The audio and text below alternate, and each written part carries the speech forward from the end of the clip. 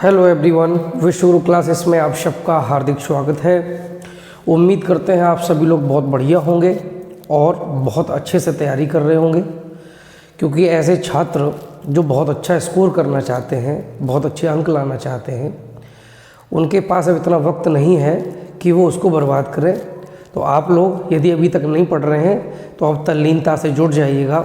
एक भी अपना मिनट बर्बाद नहीं करना है और ज़्यादा से ज़्यादा मेहनत करना है। आज की क्लास को हम लोग स्टार्ट करते हैं विद्युत चुम्बकीय प्रेरण से, क्योंकि लास्ट क्लास जहां मेरी एंड हुई थी वहाँ पर मैंने आपको विद्युत चुम्बकीय प्रेरण समझाया हुआ था। हुआ क्या था, बात है 1831 की, इन 1831 मैंने आपको बताया हुआ था। क्या हुआ था, फैराडे महोदय ने पहले तो ये बताया कि यदि वैद्युत धारा से चुंबकीय क्षेत्र उत्पन्न होता है, जो कि ऑस्टेड का प्रयोग था, तो फिर चुंबकीय क्षेत्र के प्रभाव से वैद्युत धारा को भी उत्पन्न किया जा सकता है। ये उनका अनुमान था और इसके लिए उन्होंने तमाम प्रयास किए।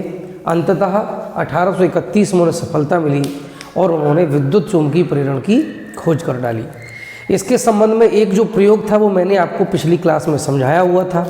यदि आप में से किसी ने भी वो क्लास नहीं देखी है तो प्लीज़ पहले आप वो क्लास देख लीजिएगा। अगर हम बात करें अगला प्रयोग उन्होंने क्या किया, क्योंकि आप देख सकते हो कि मैंने बोर्ड पर एक फिगर बना रखा है और ये जो उनका है वो प्रयोग नंबर 2 है।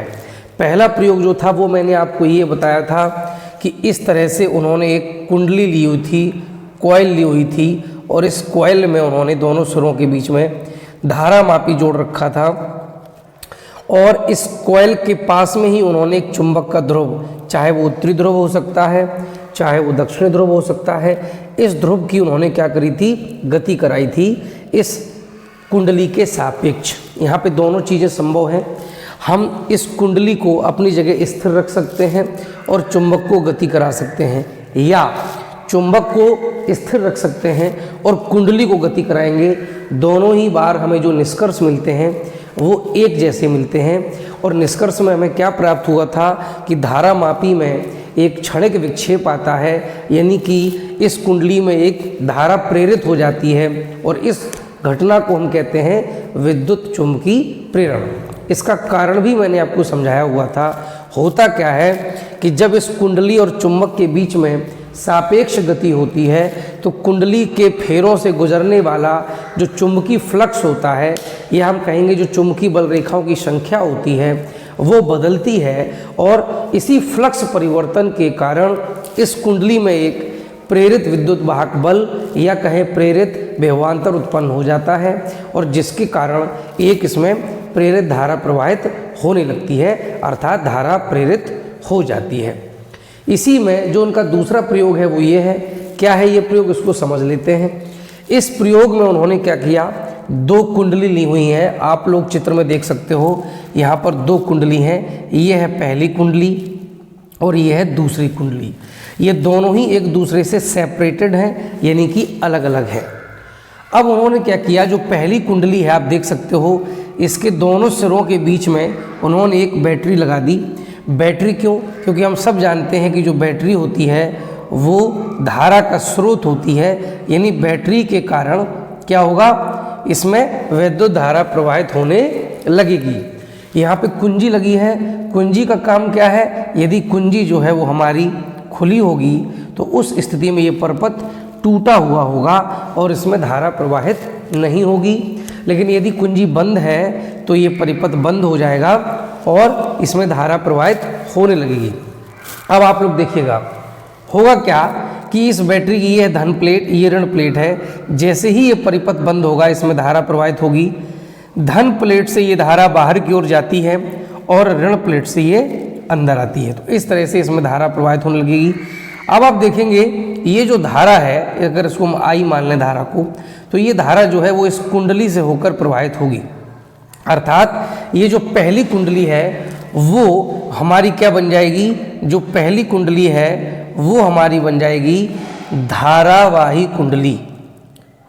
धारावाही कुंडली। और इसी चैप्टर में हमने आपको पिछली क्लासेस में बताया हुआ है कि जो धारावाही कुंडली होती है वो चुंबकीय क्षेत्र उत्पन्न करती है, यानी कि चुंबक के समान व्यवहार करती है। ये हमने आपको समझाया हुआ था। तो ये जो पहली कुंडली है, जब इसमें धारा प्रवाहित होगी तो ये बन जाएगी धारावाही कुंडली, और ये एक चुंबक के समान व्यवहार करना प्रारंभ कर देगी। अर्थात क्या होगा, हमने आपको ये भी बताया हुआ था कि अगर इस तरह से कोई कुंडली होती है, धारावाही कुंडली होती है, तो उसमें कैसे चुंबकीय बल रेखाएं प्राप्त होती हैं, मैंने आपको बताया हुआ था। इस तरह से हमें चुंबकीय बल रेखाएं प्राप्त हो जाती हैं, जो इस कुंडली के बीच में लगभग कैसी होती हैं, समांतर होती हैं। तो इस तरह से क्या होगा, इस कुंडली के अंदर से चुंबकीय बल रेखाएं गुजरेंगी। अब ये जो चुंबकीय बल रेखाएं होती हैं, ये वाकई में क्या होती हैं, ये मैंने आपको बताया हुआ है। चुंबकीय बल रेखाएं जो होती हैं वो एक बंद वक्र बनाती हैं। ये खुले वक्र नहीं होती हैं, बंद वक्र होती हैं। अर्थात जो चुंबकीय बल रेखा होती है, जब वो कुंडली से होकर निकलेगी तो वो इस तरह से निकलती है और ऐसे बंद वक्र बनाती है, ऐसे बंद वक्र बनाती है, आपस में मिल जाती है। उत्तरी ध्रुव से बाहर की ओर निकलती हैं चुंबकीय बल रेखाएं और दक्षिणी ध्रुव पर प्रवेश करती हैं। तो ये जो चुंबकीय बल रेखाएं होंगी, जब इसकी कुंडली के आर पार गुजरेंगी तो वो ऐसे बंद वक्र बनाएंगी। यानी क्या होगा, ये जो चुंबकीय बल रेखाएं हैं वो दूसरी कुंडली से भी गुजरेंगी, दूसरी कुंडली से भी गुजरेंगी। अब यदि हम क्या करें, पहली कुंडली में बहने वाली धारा को बदलते रहें, बार बार बदलें।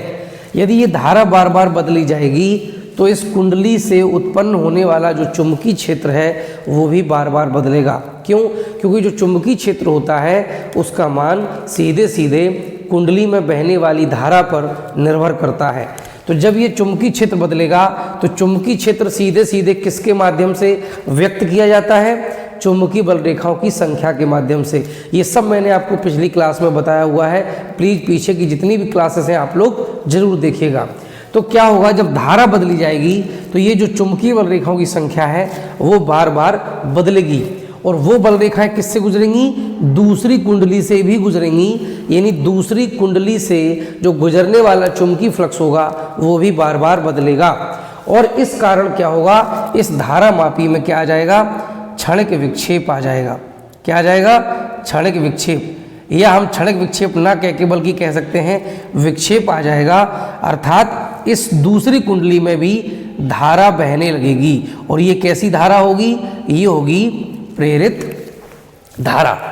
अब ये प्रेरित धारा क्यों बहेगी, क्योंकि दूसरी कुंडली से गुजरने वाला जो चुंबकीय फ्लक्स है वो बार बार बदलेगा, और जब चुंबकीय फ्लक्स में परिवर्तन होता है, परिपथ बंद हो, तो उसमें धारा प्रेरित हो जाती है। तो इस तरह से क्या होता है, हमने धारा कौन सी कुंडली में प्रवाहित करी थी, पहली कुंडली में, और दूसरी कुंडली में एक धारा प्रवाहित होने लगी। ये भी क्या है, विद्युत चुंबकीय प्रेरण।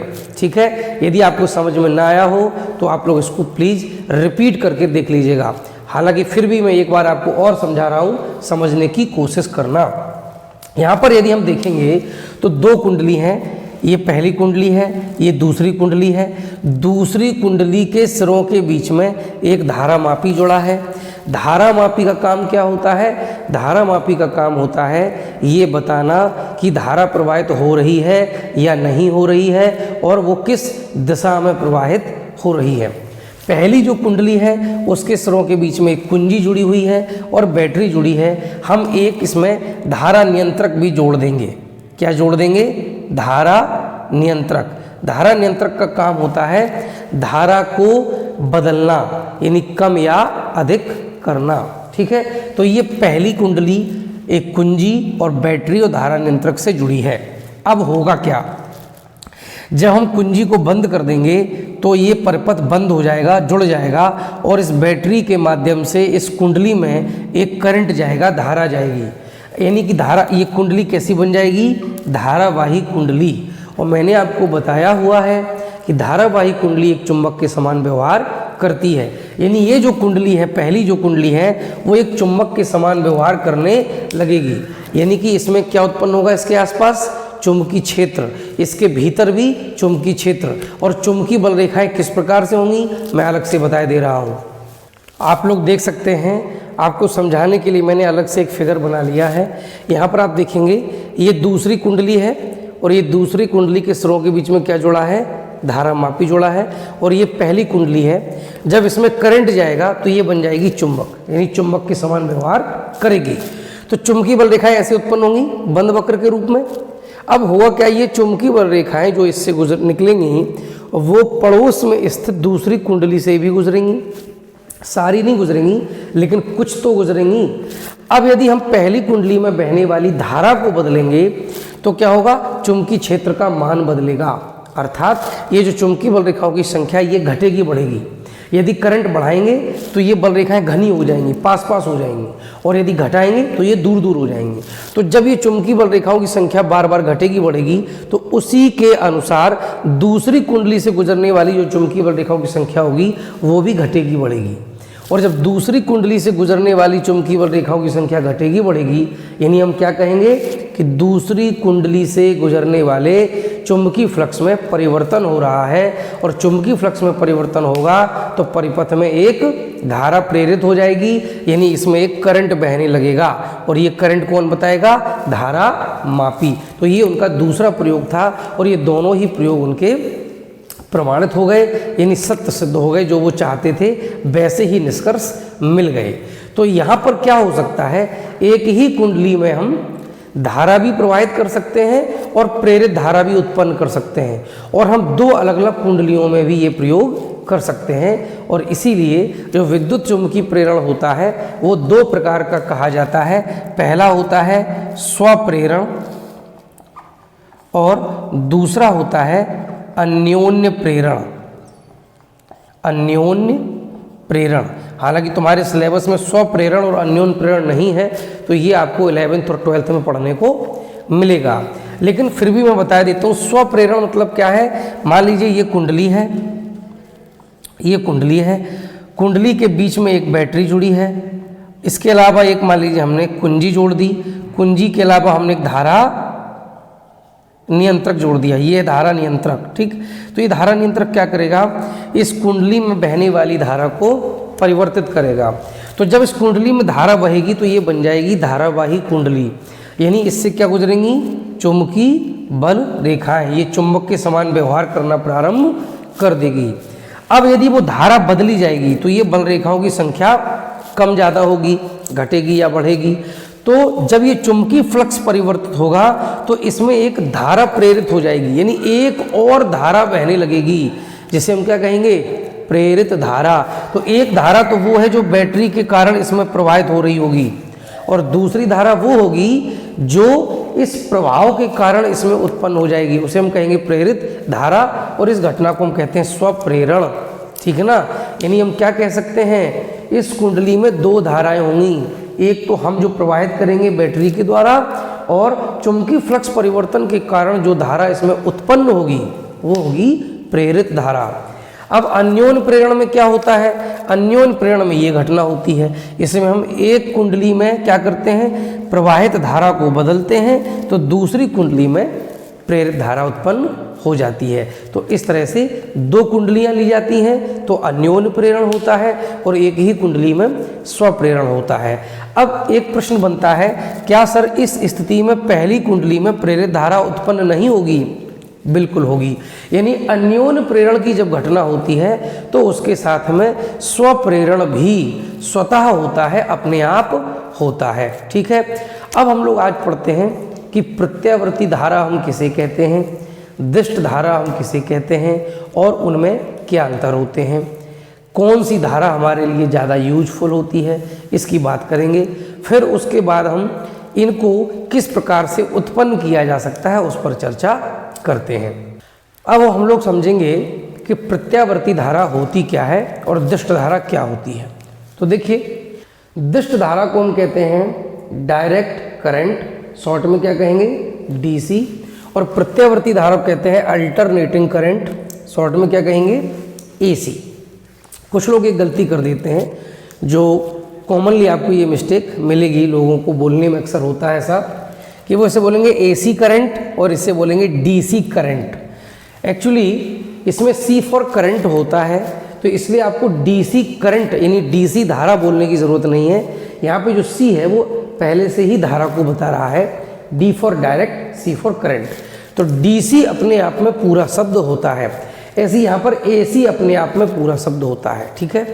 हमारे घरों में जो सप्लाई आती है वो होती है AC, प्रत्यावर्ती धारा, अल्टरनेटिंग करंट। और आप लोग देख भी सकते हैं कि आपको अधिकांशतः AC ही देखने को मिलती है, अल्टरनेटिंग करंट देखने को मिलता है। DC जो होती है वो हम लोग या तो किसी सेल द्वारा या बैटरी द्वारा प्राप्त करते हैं, ठीक है। हमारे घरों में आपने देखा होगा कि जैसे एक टॉर्च होती है, तो टॉर्च में हम क्या करते हैं, अभी अगर चार्जिंग टॉर्च है तो बात अलग है, और वो भी जो होती है चार्जिंग टॉर्च में भी क्या होती है, एक बैटरी रखी होती है छोटी सी, और उस बैटरी को हम पहले चार्ज करते हैं। फिर वो बैटरी जब चार्ज हो जाती है तो वो हमें उसमें से DC की सप्लाई देती है, और जिसके माध्यम से वो हमारी टॉर्च रोशनी पैदा करती है। ऐसे ही इसके अलावा भी क्या है, जैसे हम घड़ी होती है, दीवार घड़ी, दीवार घड़ी में भी हम लोग एक छोटी सी बैटरी, जैसे हम सेल भी बोलते हैं, उसका यूज करते हैं, तो उससे जो हमें करंट मिलता है वो भी DC होता है। तो जितनी भी बैटरी होती हैं, जो प्राथमिक सेल होती हैं या जो सीसा संचायक सेल होती हैं, द्वितीयक सेल होती हैं, वो सब जो भी धारा उत्पन्न करती हैं वो दुष्ट धारा होती है, DC होती हैं।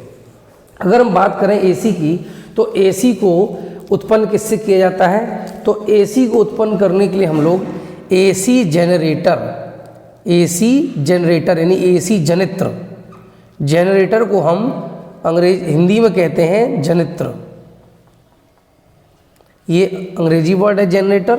जेनरेट माने होता है किसी चीज़ को पैदा करना, उत्पन्न करना, तो ये जनरेटर मतलब जनित्र। ये कैसा जनित्र है, ये AC यानी प्रत्यावर्ती धारा जनित्र है, ये AC को ये उत्पन्न करता है। ये आप लोगों ने देखा होगा, हमारे यहाँ जब कोई भी कार्यक्रम होता है, शादी विवाह का या कोई भी कार्यक्रम फंक्शन होता है, तो हम लोग जनरेटर लेके आते हैं, और वो जनरेटर वहाँ पे लगातार लाइट का काम करते हैं, जो भी वहाँ पे हमें करंट की ज़रूरत होती है उसकी पूर्ति करते हैं। तो जनरेटर से जो भी हमें धारा मिलती है, करंट मिलता है, वो AC होता है।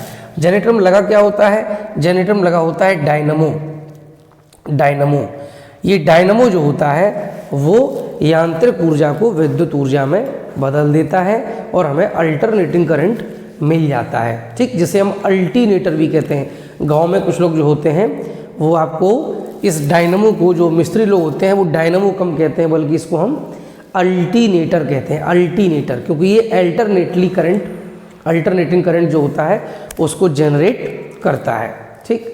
अब इन दोनों में कुछ अंतर होता है, तो इन दोनों में बहुत बड़ा अंतर होता है, उसको समझ लेते हैं।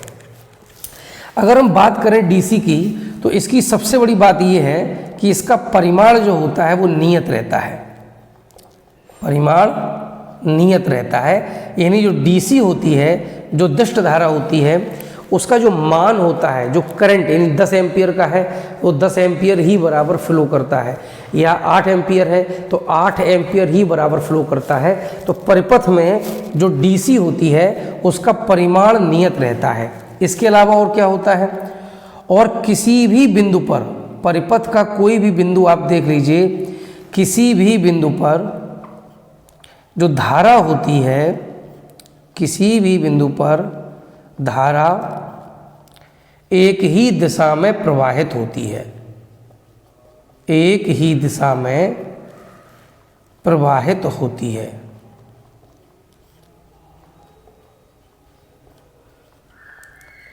यह DC की विशेषता है, सेल या बैटरी द्वारा प्राप्त होती है, परिपथ में परिमाण नियत रहता है, DC की बात कर रहा हूं, और किसी भी बिंदु पर जो धारा होती है वो एक ही दिशा में प्रवाहित होती है। आपने देखा होगा जब भी हम परिपथ बनाते हैं, कोई भी हम जब परिपथ बनाते हैं, तो आपने देखा कि परिपथ में हम एक बैटरी लगाते हैं, और इस बैटरी की धन प्लेट से करंट जाता है और ऋण प्लेट पे करंट आता है। तो अगर हम कोई पॉइंट मान लो यहाँ पे ले लेते हैं, मान लीजिए ये हमने पॉइंट ले लिया A, तो पॉइंट A से जो करंट होगा वो ये मान लीजिए पॉइंट B है। तो अगर हम पॉइंट A पे देखेंगे तो करंट हमेशा कहाँ जा रहा होगा, A से B की ओर। कभी भी देखेंगे आप, किसी भी टाइम पर देखेंगे, करंट हमेशा A से B की ओर प्रवाहित हो रहा होगा, यानी कि जो धारा एक ही दिशा में प्रवाहित होती रहती है। ये इसकी विशेषता है, परिमाण नियत रहता है, ठीक। इसके अलावा DC कम खतरनाक होती है, TC कम खतरनाक होती है। यानी जो दिष्ट धारा होती है वो कम खतरनाक होती है, यानी इसका जो खतरा रहता है वो कम रहता है। अब बात करें प्रत्यावर्ती धारा की, तो प्रत्यावर्ती धारा के लिए हम लोग प्रत्यावर्ती धारा जनित्र यानी AC जनरेटर इसका यूज करते हैं, जिसमें डायनमो लगा होता है। ये डायनमो क्या करता है, यांत्रिक ऊर्जा को, यानी जनरेटर में इंजन होता है, वो इंजन में एक व्हील है वो घूमता है और उसके घूमने से ये डायनमो घूमता है और ये डायनमो यांत्रिक ऊर्जा को वैद्युत ऊर्जा में अर्थात AC में परिवर्तित कर देता है। ठीक है, अब जो अल्टरनेटिंग करंट है इसकी विशेषता क्या है, तो इसकी जो कुछ विशेषता है बहुत ध्यान से समझिएगा। सबसे पहली बात तो ये है कि परिमाण जो होता है वो आवर्त रूप से बदलता रहता है। परिमाण आवर्त रूप से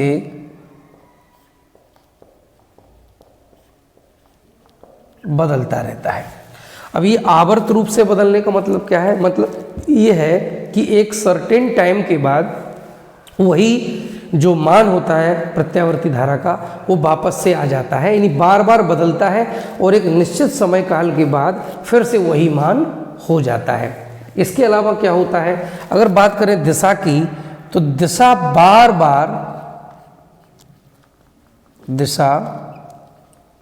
बार उत्क्रमित होती रहती है, यानी कि बदलती रहती है, उत्क्रमित होती रहती है, रिवर्स होती रहती है, बदलती रहती है। ठीक, इसके अलावा बहुत खतरनाक होती है।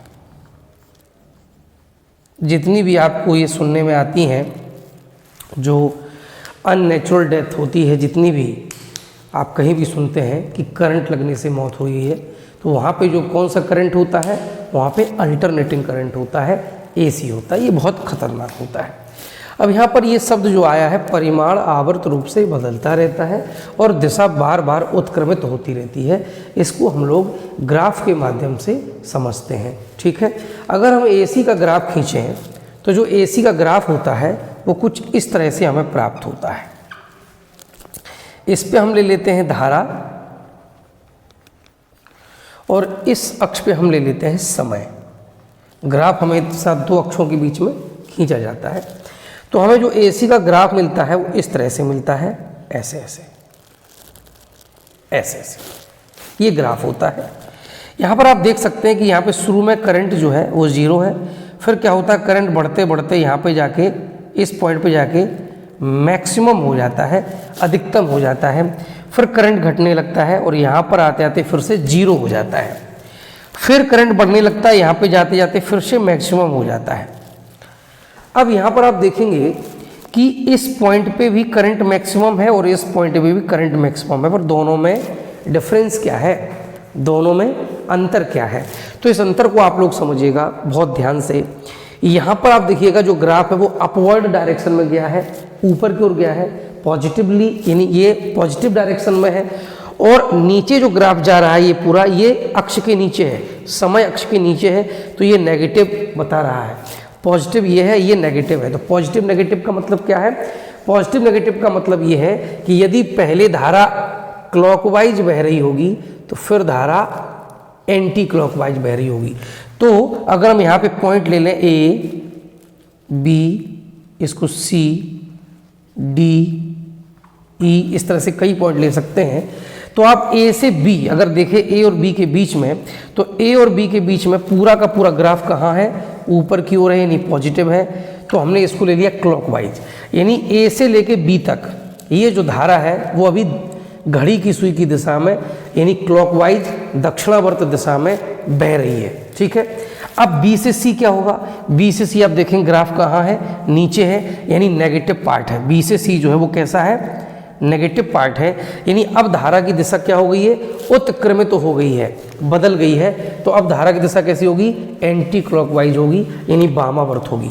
तो A से लेके B तक क्लॉकवाइज, B से C तक एंटी क्लॉकवाइज, फिर C से D तक, फिर देखेंगे आप पॉजिटिव है, फिर क्लॉकवाइज, फिर D से E तक एंटी क्लॉकवाइज, यानी बार बार जो धारा की दिशा होगी वो clockwise anti clockwise, clockwise anti clockwise. ठीक है, इस तरह से तो आप देख सकते हैं दिशा बार बार उत्क्रमित होती रहती है, यानी बार बार रिवर्स होती रहती है, बदलती रहती है। एक बार अगर घड़ी की सुई की दिशा में तो अगली बार घड़ी की सुई की दिशा के विपरीत। ठीक, इस तरह से प्रवाहित होती रहती है।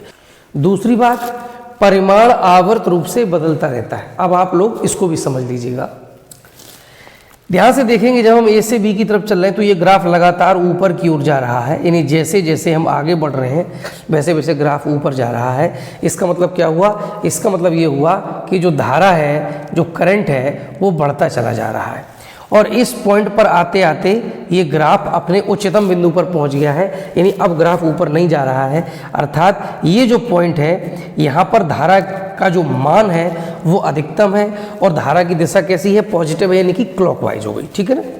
अब इस पॉइंट के बाद क्या होगा? ग्राफ नीचे आने लगता है, यानी पॉइंट बी तक नीचे आता है। इसका मतलब क्या है कि लगातार करंट कम होता चला जाता है और पॉइंट बी पर आके जीरो हो जाता है। फिर क्या होता है? फिर बढ़ने लगता है, लेकिन अपोजिट डायरेक्शन में, यानी ग्राफ लगातार कहाँ जा रहा है? नीचे की ओर, यानी धारा तो बढ़ रही है लेकिन अपोजिट डायरेक्शन में। पहले क्लॉकवाइज था तो अब एंटी क्लॉकवाइज। ठीक है, यहाँ जाते जाते फिर से मैक्सिमम हो जाता है।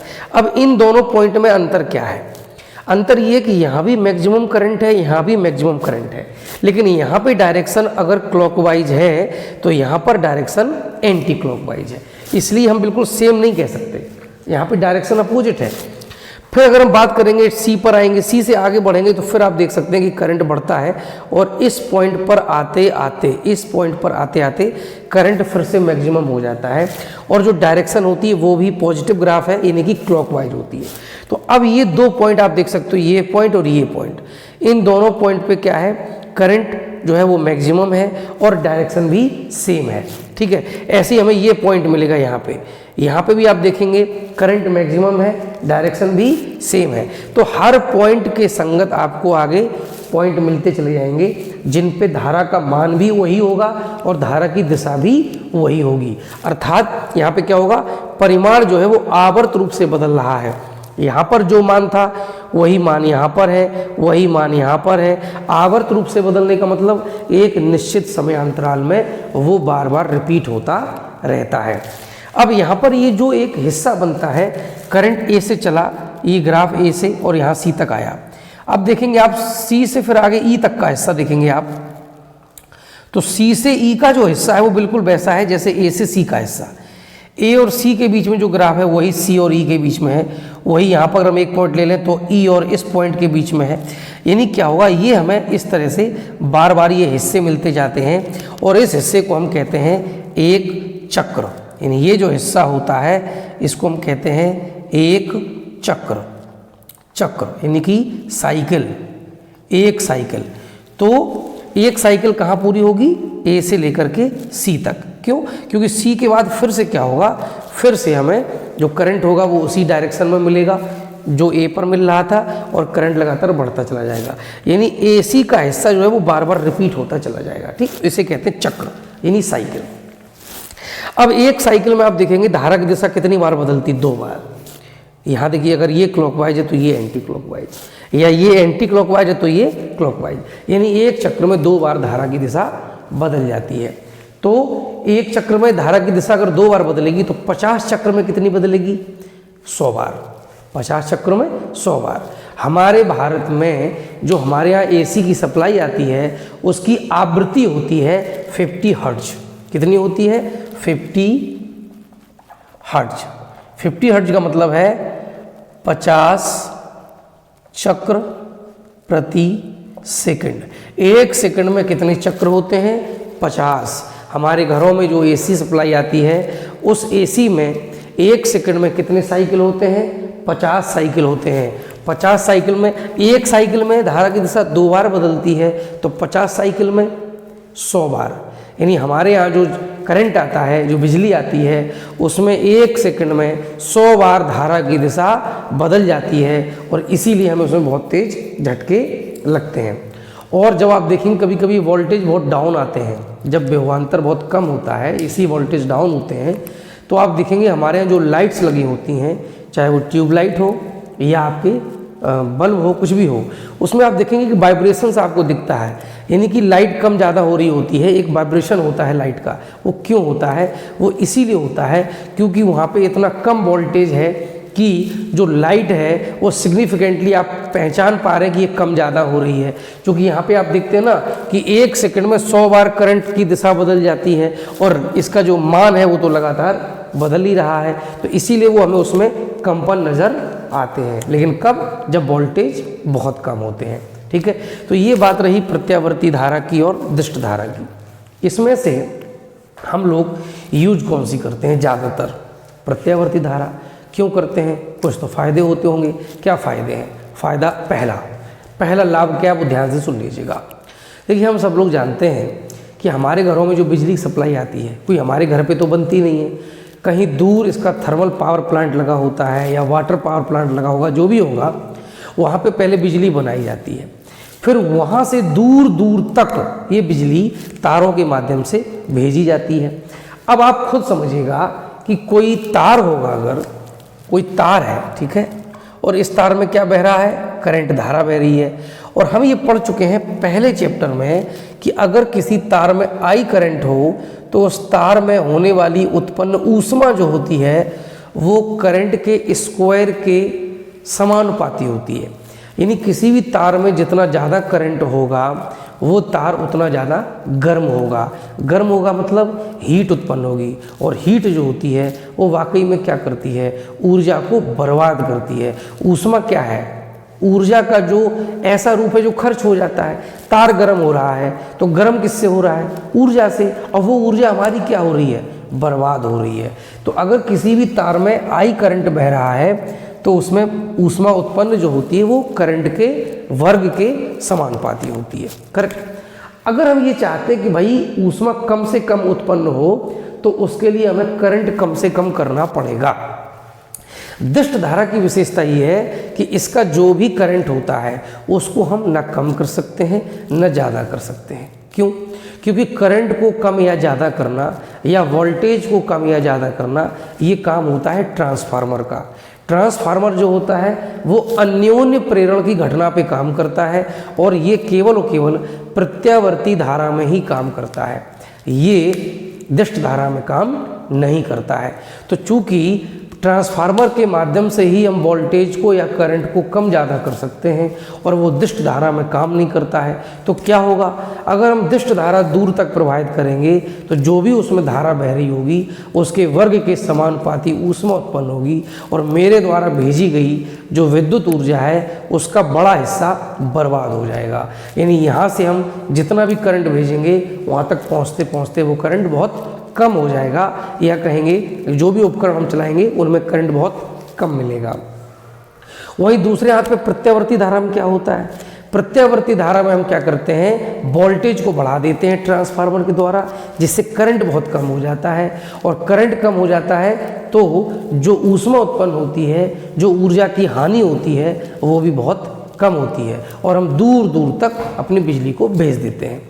इसीलिए आप लोगों ने देखा होगा जब भी दूर दूर तक लाइनें जाती हैं तो आप जितना दूर की लाइन होगी उसमें आप देखेंगे उतने ही ज़्यादा वोल्टेज, 11,000 वोल्ट की लाइन होती है, फिर 33,000 वोल्ट की लाइन होती है, फिर 1,32,000 वोल्ट की लाइन होती है। यानी जितनी बड़ी बड़ी लाइनें होती हैं वो उतना हायर वोल्टेज की लाइन होती है। कारण क्या है? ये इतने हायर वोल्टेज क्यों है? क्योंकि बेटा जो पावर होता है, हमने आपको पढ़ा है ना, ऊर्जा, शक्ति या सामर्थ्य, तो पावर जो होता है वो P = होता है V × I। पावर जो होता है वो कांस्टेंट है, पावर को आप कम या ज़्यादा नहीं कर सकते हैं। बिजली हमेशा आपने देखा होगा कि बिजली का उत्पादन वाट में समझाया जाता है, मेगावाट, इतने मेगावाट की बिजली बन रही है, इतने किलोवाट की बन रही है। तो वाट किसका मात्रक होता है? पावर का। तो P होता है कांस्टेंट, P = V × I। अगर वोल्टेज बढ़ेगा तो करंट घटेगा, अगर वोल्टेज घटेगा तो करंट बढ़ेगा, क्योंकि P कांस्टेंट है। तो हम क्या करते हैं? जितना हायर वोल्टेज कर देंगे उतना करंट कम हो जाएगा, और करंट कम हो जाएगा तो उत्पन्न होने वाली ऊष्मा भी कम हो जाएगी और हमारी ऊर्जा की हानि कम से कम होगी। तो पहला जो फायदा है प्रत्यावर्ती धारा का वो ये है कि हम ट्रांसफार्मर के माध्यम से क्या करते हैं? बहुत हायर वोल्टेज पे, बहुत उच्च वोल्टेज पर एक स्थान से दूसरे स्थान तक विद्युत ऊर्जा को भेज देते हैं, जिससे मेरी ऊर्जा की हानि बहुत कम होती है। और इसमें लागत भी बहुत कम आती है। करना क्या है, एक ट्रांसफार्मर उस जगह पर जहाँ से भेजनी है और एक ट्रांसफार्मर उस जगह पर जहाँ पर प्राप्त करनी है। पहला जो ट्रांसफार्मर है वो क्या कर रहा है, वोल्टेज बहुत बढ़ा रहा है, यानी करंट को कम कर रहा है। दूसरा जो ट्रांसफार्मर है वो क्या करेगा, वो वोल्टेज को कम कर लेगा, यानी करंट को बढ़ा लेगा। इसीलिए जितना ऊपर से बिजली, जितनी दूर से बिजली आएगी, लाइन धीरे धीरे देखेंगे कम वोल्टेज की होती चली जाती है। पता चला कि हमारे यहाँ जो मेन पावर सेंटर है वहाँ 1,32,000 वोल्टेज आते हैं। फिर वहाँ से हमारे जो पावर हाउस होते हैं, जो फीडर होते हैं, वहाँ तक 33,000 वोल्ट की लाइन आती है। फिर फीडर से हमारे गांवों तक, हमारे शहरों तक 11,000 वोल्ट की लाइन आती है। फिर 11,000 वाली वोल्ट से हमारे घरों में केवल 440 वोल्ट की लाइन रह जाती है। तो देखिए अब लगातार वोल्टेज डाउन हो रहे हैं। अब वोल्टेज डाउन होगा तो करंट बढ़ता चला जाएगा। ठीक है, तो पहला फायदा हो गया। दुष्ट धारा में ये नुकसान है, इसको हम ट्रांसफार्मर यूज़ नहीं कर सकते क्योंकि काम नहीं करता, दूर तक भेजेंगे, बहुत ऊर्जा की हानि होगी और लागत भी बहुत ज़्यादा आएगी। दूसरा फायदा क्या है, दूसरा फायदा ये है कि जब भी हमें दुष्ट धारा की ज़रूरत होगी तो उसको हम प्रत्यावर्ती धारा के माध्यम से प्राप्त कर सकते हैं। जैसे हमारे घरों में इन्वर्टर होता है। इन्वर्टर क्या करता है, एसी आती है और उसको डीसी में बदल देता है, जिससे हमारी बैटरी चार्ज हो जाती है। और जब लाइट की सप्लाई बंद हो जाती है तो वो इन्वर्टर पुनः डीसी को एसी में बदल देता है। ठीक है, अगर हमारे घरों पे 2 दिन या 3 दिन या 4 दिन लाइट ना आए तो क्या होगा, हमारे इन्वर्टर सारे डिस्चार्ज हो जाएंगे, बैटरी हमारी सारी डिस्चार्ज हो जाएंगी और फिर हम बिजली प्राप्त नहीं कर सकते। यानी जब तक एसी की सप्लाई आएगी तब तक हमें एसी की सप्लाई मिलती रहेगी। क्यों, क्योंकि एसी को हम डीसी में बदलते हैं और डीसी से फिर एसी ले लेते हैं। लेकिन हमारे पास ऐसा कोई सोर्स नहीं है कि हम डीसी को एसी में बदल दें। हालांकि अब एक सोर्स है जो बहुत ज़्यादातर धीरे धीरे लोग अपने यहाँ इस्तेमाल कर रहे हैं, वो है सौर ऊर्जा। सौर सेलों के माध्यम से हम लोग जो सौर ऊर्जा होती है उसको डीसी में बदल लेते हैं और उस डीसी को हम लोग एसी में कन्वर्ट कर लेते हैं। लेकिन फिर भी एसी को डीसी में बदलना बहुत आसान होता है। ठीक है, ये हमारा दूसरा लाभ है। यदि बात करें हम इसके अन्य लाभ के बारे में तो सबसे बड़ी बात यह है कि एसी से चलने वाले जितने भी उपकरण होते हैं वो सारे बहुत मजबूत होते हैं, बहुत टिकाऊ होते हैं, जबकि डीसी से चलने वाले उपकरण इतने मजबूत या टिकाऊ नहीं होते हैं। तो एसी जो है वो कहीं ना कहीं ज़्यादा हमारे लिए बेनिफिशियल है, ज़्यादा फायदेमंद है अपेक्षाकृत डीसी के। तो एसी और डीसी में अंतर साफ हो गया है और किसके क्या फ़ायदे हैं ये भी मैंने आपको समझा दिया है। अब कल हम आपको बताएंगे कि किस तरह से हम लोग यांत्रिक ऊर्जा को विद्युत ऊर्जा में बदल लेते हैं और कैसे हमें एसी मिलती है और कैसे हमें डीसी मिलती है। इसकी चर्चा करेंगे हम अगली क्लास में। ठीक है, तो आप लोग पढ़ते रहिएगा। जो भी आपको समझ में ना आए, कोई भी डाउट हो, प्लीज़ बेहिचक बिना संकोच के आप कमेंट कीजिए या टेलीग्राम पर ग्रुप ज्वाइन कीजिए विश्वगुरु क्लासेस, और उसमें आप लोग अपनी बात रख सकते हैं। ठीक है, पढ़ते रहिए, एंजॉय करिए। मिलते हैं अगली क्लास में।